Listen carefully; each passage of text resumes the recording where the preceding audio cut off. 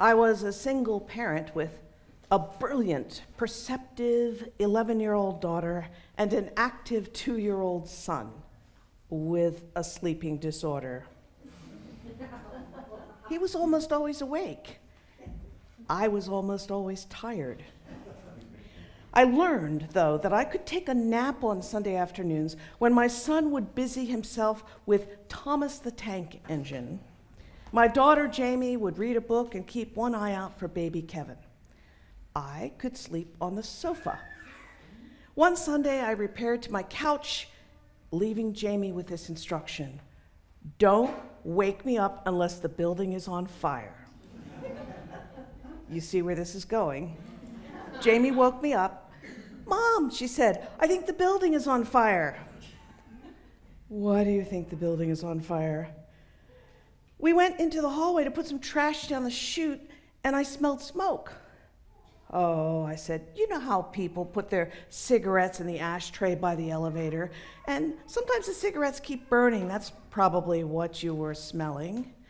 Mom, I don't think it was cigarette smoke. Jamie, if the building was on fire, there would be fire engines outside, wouldn't there? Look out the window. Are there fire engines? No. Okay, you and Kevin keep watch. If you see fire engines, wake me up. Mom, Jamie, there are fire engines outside. Fire engines? Here? And the firefighters are aiming their hoses at our building. In an instant, I was up and shooing Jamie out the door. No time for coats. I'll carry the baby, you grab that blanket. I led them down the stairs. We were on the 13th floor. Mom, can't we use the elevator? It would be faster. Elevators aren't safe during a fire. Take the stairs. Hurry, but be careful. Try not to inhale the smoke. It is almost impossible when adrenaline is pumping, when speed is essential, when carrying a robust toddler to hurry down 13 flights of stairs without inhaling. The smoke was the worst around the 8th floor. We had to step over coils of fire hose, and in places the floor was wet and slippery. We made it down the stairs. We made it outside into the cold, fresh air. We stood across the street, huddled together in the blanket, watching the firefighters hose down the 8th floor kitchen where the fire had started. My daughter Jamie said with great satisfaction, I told you the building was on fire. I said the only thing I could say. Yes, you did. I was wrong. You were right. You saved us all. Saved us all. I didn't listen, and it could have been fatal. In our families, in our churches, our communities, and our nation, we must learn to listen for the voices that our culture trains us to discount. Did I discount what Jamie said because she was a child and because I was tired? She saved us all. As Unitarian Universalists, we have two really good reasons to listen carefully. First, it's one of our principles to respect the inherent worth of every person. Surely that means listening for their voices, even the voices of 11-year-olds who are waking us up from a nap. If we aspire to be compassionate, justice-seeking people, this fundamental UU principle counsels us to listen, to be woke. Second, listening for the voices of those who are marginalized in society, those whose voices our culture trains us to discount, helps us get information that may be essential to the understanding of what we need to know. Information that may save us all. This year's Nobel Peace Prize went to two people whose voices the world desperately needs to hear. Nadia Murad, 25 years old, is of the Yazidi minority in northern Iraq. She is a survivor of the extreme sexual violence that took place during her abduction and captivity by ISIS in 2014. She was able to escape. But in her culture, her torment was considered shameful to her. And yet, Nadia Murad insisted that she be identified by name and photographed. She has been an outspoken advocate against sexual violence and the attempted genocide of her people. She's the subject of a documentary that will be released later this month about her efforts to enlist global leaders in this struggle. And her book, which was published in January, called The Last Girl, recounts her experience. In it, she says, "I want to be the last girl in the world with a story like mine." The other Nobel Peace Prize winner, Dr. Denis Mukwege, is a 63-year-old doctor and surgeon in the Republic of Congo. He runs a free medical clinic for women who are victims of rape used as an act of war. Now, rape is a strong word, but it isn't really strong enough to describe the injuries that Dr. Mukwege seeks to heal.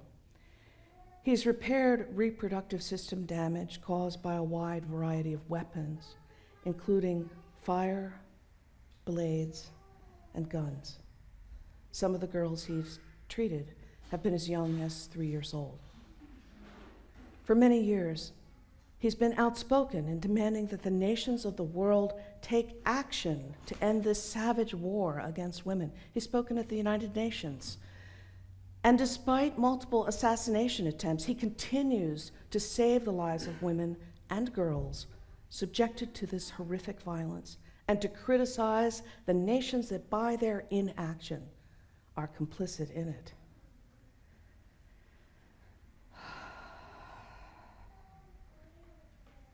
As the Reverend Dr. King said in 1966, visitors from outer space could be forgiven if they reported home that our planet is inhabited by a race of insane men.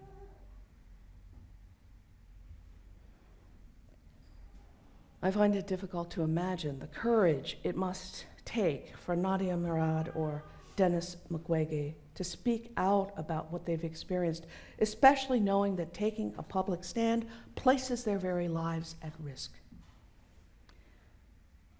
Winston Churchill said that courage is what it takes to stand up and speak.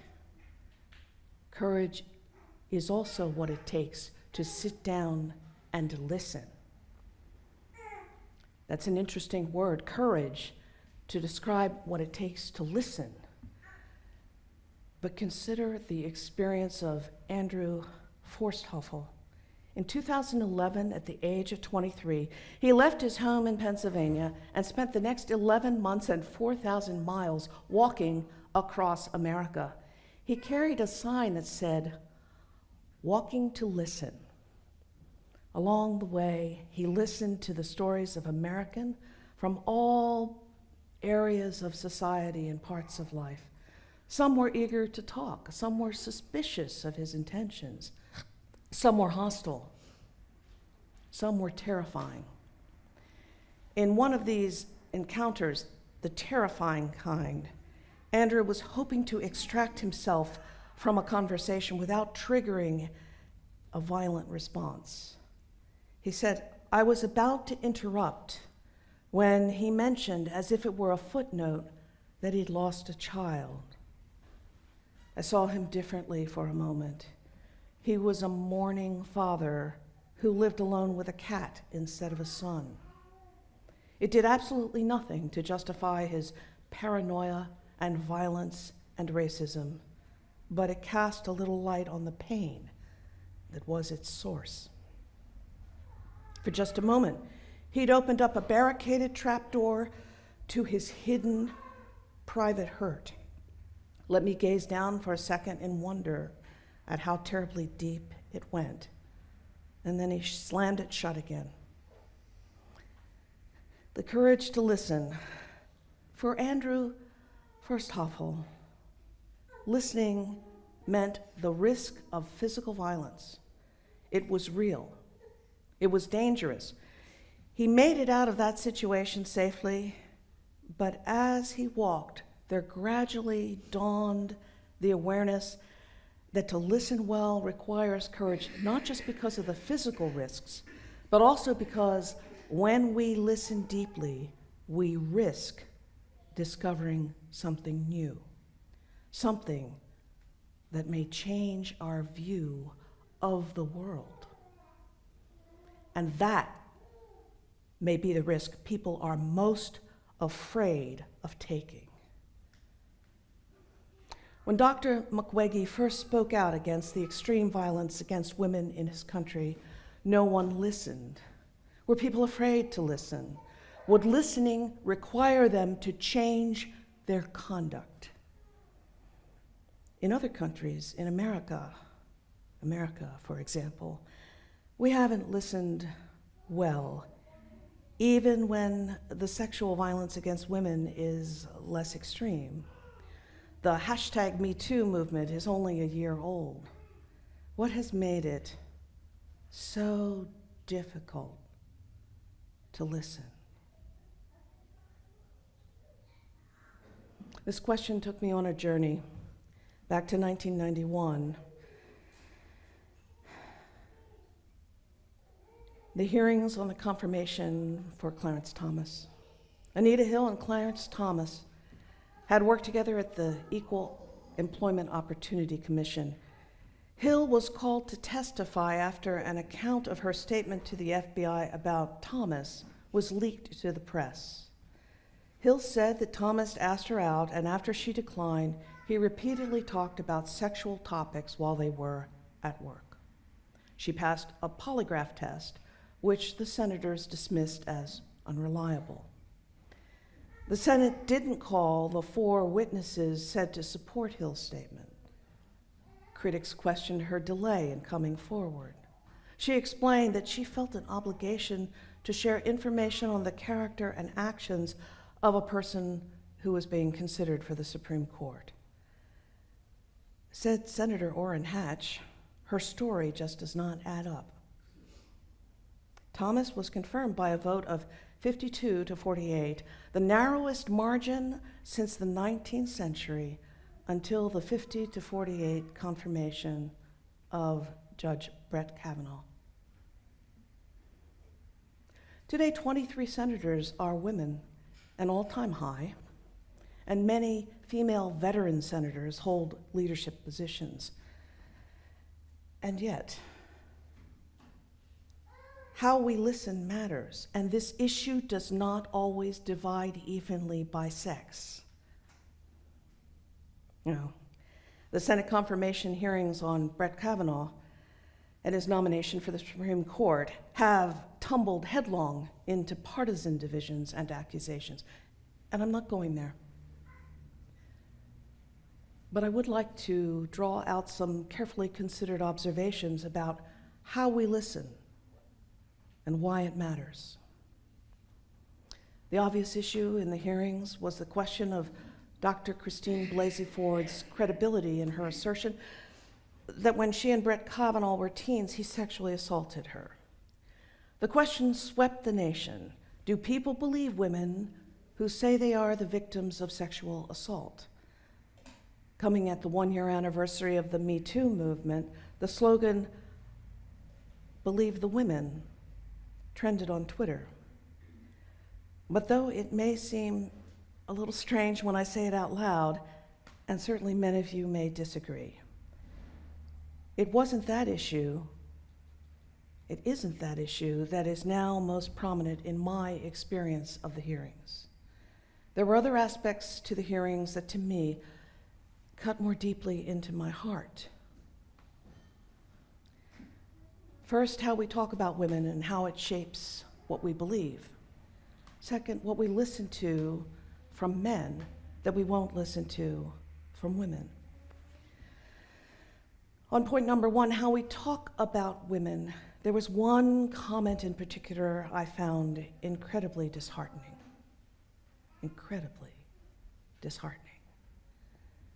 Asked if he considered her credible, Senator Orrin Hatch said the facts don't add up, but that Dr. Ford wasn't uncredible. He added, I found her very attractive. When I heard him say that, I immediately reined myself in. Don't be too hard on him, I told myself. Surely he didn't mean that the way it sounds. A reporter asked him what he meant by attractive. Oh, he said, I mean that I found her pleasing. This observation isn't what I long to hear from a senator judging the credibility of a witness. In fact, it's oddly reminiscent of a comment from the powerful male commander in Margaret Atwood's novel, A Handmaid's Tale. The commander points to a woman across the room and says, I'm told you can have quite a good conversation with her if all you feel like is talking. On point number 2, what we listen to from men, there's Brett Kavanaugh and the nature of his testimony. You know, when I was growing up, and maybe some of you had the same experience, there was a widespread cultural assumption that women are irrational and flighty, while men are rational and calm. In my own experience, that assumption seemed flawed.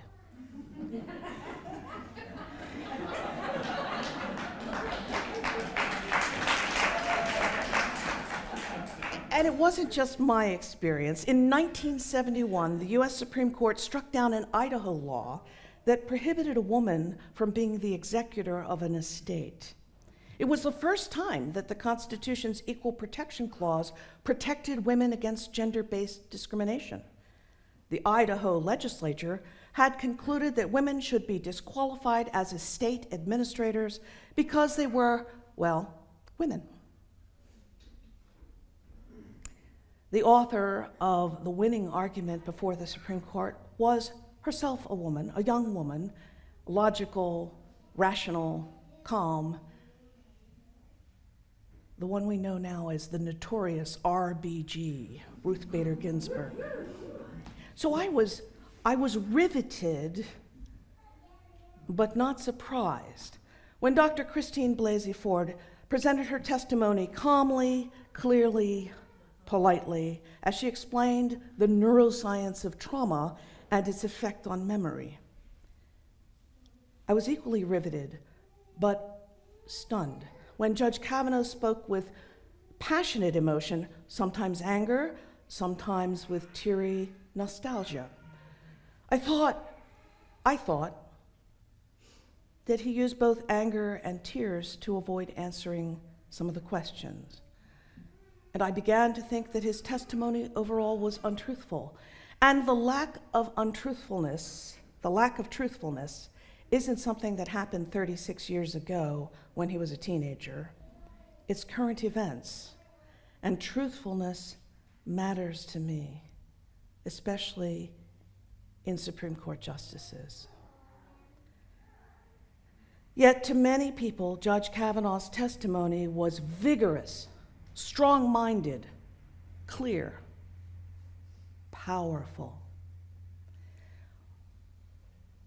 What, I wonder, would those same people have said if the tears and anger had been Dr. Ford's testimony? Would they say that she was an emotional, irrational woman and therefore not credible? Do different rules apply when we listen to men than when we listen to women? In some circles of American society, it seems that we do. So here we are, Unitarian Universalists trying to live our values, trying to listen to all the voices, trying to hear clearly the marginalized and powerless among us. It's easy to point a finger at Orrin Hatch. From Anita Hill in 1991 to Christine Blasey Ford today, it's as if he's trapped in a time warp along with many other Americans, including American women. What is underneath that confidence that women fall into a single immutable category? Is it simply the unexamined assumptions that motivated the Idaho legislature? Or is there somewhere a barricaded trapdoor to a hidden private hurt? Do I listen well to the voices of those who have power and authority, or do I simply stop at disagreement? Do we simply stop at disagreement? Are there marginalized voices I don't even think to listen for, that we don't listen for? Is someone trying to tell us that the building is on fire, the nation is on fire, and we still won't wake up? I'm human, and being human, I am not perfect. But I know that I'm not perfect, and I aspire to be better. I actively seek transformative growth. It's one of the reasons I'm a Unitarian Universalist. I struggle to learn. I struggle to listen for all the voices, even the ones behind the barricaded trapdoor. And this is what we do, or at least what we hope to do. We who try to live our Unitarian Universalist principles, who try to examine our lives, who try to live with intention. We aren't perfect, but we're on the path. And we're on that path together. We may at times feel hopeless and weak, but we are not alone. And we are not asleep. We are awake. We are aware. We are alert to the challenges of our time. Is the building on fire? We are scooping up the baby and making our way to a safer place. In our imperfect, stumbling, human way, we are listening for the voices. And that's what will save us all.